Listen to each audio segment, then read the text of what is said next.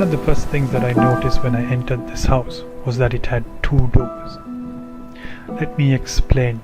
You have to open one door and then you have an exact copy of the same door before you enter into this house. So I lived with this family, the landlord, his wife and his 3 children. The eldest being my age, the second a 12-year-old girl, and the third an 8-year-old boy. So as time goes on, we have a lot of fun, we all get close, and everything goes well, and nothing happens out of the norm or extraordinary. One night, me and the eldest, we were watching a movie in the middle of the night. Everybody else was asleep when suddenly a door opening. To see it's the second, she's walking towards us in the dark, and she comes up to us and says, we have a problem. And then we look at her and ask her, well, what's wrong? Then she says, well, my brother is missing.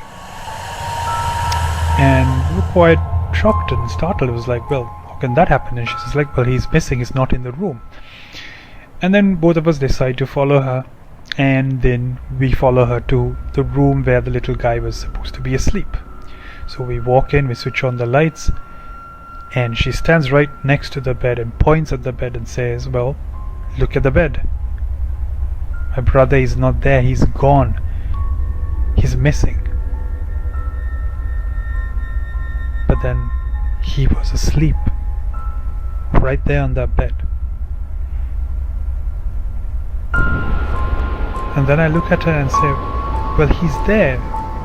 How come you can't see him? He's right there. And she looks back at me again. Help me, he's not there.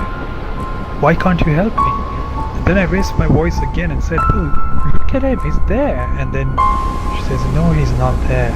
And she walks back to her bed and falls asleep.